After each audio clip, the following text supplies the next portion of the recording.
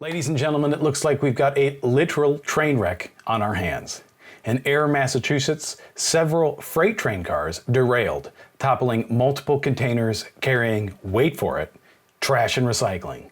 You can't make this stuff up. It's like the universe decided to gift us a metaphor for our own lives. Emergency crews arrived at the scene around noon, probably thinking, well, at least it's not a dumpster fire. Those poor containers were sprawled out by the roadside like they had just rolled out of bed after a wild night on the tracks. Luckily, the Massachusetts Emergency Management Agency confirmed that there were no hazardous materials involved, finally. So no need to call in Walter White or the hazmat team.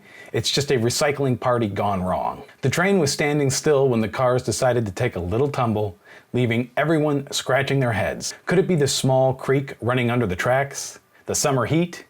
Or maybe it's just another case of the 2023's bizarre events. One local resident, John Ford, wasn't surprised by the derailment. He's been suspicious of the tracks for years, noting their bowing during the summer months. Maybe these trains need to hit the gym and work on their core strength. Thankfully, the derailment didn't affect the main track, so other trains could continue their journeys, probably gossiping about the wild party happening on the side track. As for the timeline for cleanup efforts, there's no word yet.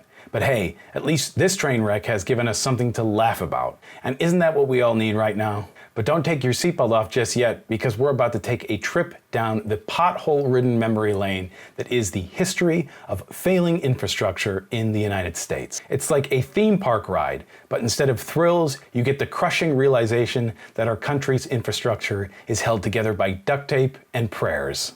Let's go back to the good old days of the 1950s when President Eisenhower signed the Federal Aid Highway Act. This created the interstate highway system, and boy did we think we were hot stuff. Little did we know, we were essentially setting up a game of Jenga with our future, and it's been teetering ever since. Fast forward to the 1980s when our infrastructure started showing signs of age wrinkles, sagging, you name it. Things got so bad that even the bridges decided to take a dip in the water.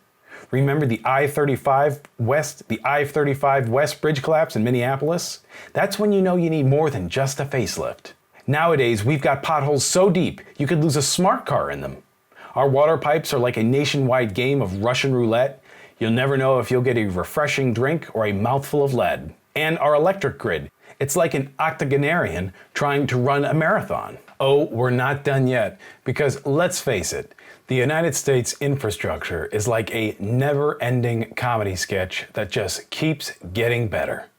Or worse, depending on how you look at it. Have you heard of our airports? They're like glorified bus stations with wings. You'd think we'd figured out how to create a decent airport experience by now. But nope. Just be prepared to walk a mile to your gate, because apparently getting your daily steps in is more important than catching your flight. And don't even get me started on our public transportation, or should I say, the lack thereof. In most cities, you're better off investing in a good pair of shoes, because you'll be walking everywhere. Meanwhile, other countries have bullet trains that can take you halfway across the country in the time it takes us to get from one end of the city to the other. Then there's our beloved internet infrastructure. It's like playing a game of musical chairs, but instead of chairs, it's internet speed. You might be cruising along at 100 megabytes per second 1 minute, and the next thing you know, you're buffering like it's 1999.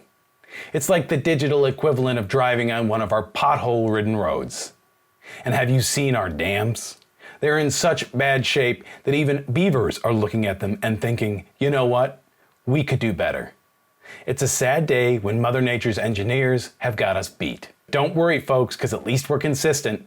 Our infrastructure is like the underachieving sibling of the global family. Sure, it's not great, but at least it's reliably mediocre. So as we continue to navigate our crumbling roads, unreliable public transportation, and spotty internet, let's remember to laugh at the absurdity of it all. After all, laughter is the best medicine, and when it comes to our infrastructure, we could use a heavy dose. But there's more than enough that ails us when it comes to our failing infrastructure. It's like the gift that keeps on giving. But instead of presents, it's just punchlines and frustration. Take our power grid, for example. It's so fragile that a squirrel with a penchant for chewing wires could bring a whole city to its knees. Who needs cyber warfare when you've got furry little rodents doing the job for free? Or consider our bridges. They're like a game of whack-a-mole with structural integrity. One gets fixed and two more start falling apart. You know you're in trouble when your daily commute becomes an extreme sport. And let's talk about our sewage systems. They're so outdated that if the Ninja Turtles were real, they'd be swimming in filth and praying for a better life. Cowabunga takes a whole new meaning when you're living in a sewer system that hasn't been updated since the 1950s. But wait, there's more. How about our levees? They're like that friend who promises to help you move, but bails at the last minute. Sure, they're supposed to protect us from floods, but when push comes to shove, they're nowhere to be found. And let's not forget about our nation's schools, with leaking roofs, moldy walls, ancient textbooks. It's a wonder kids learn anything at all. It's like they're attending the school of hard knocks, but without the street cred.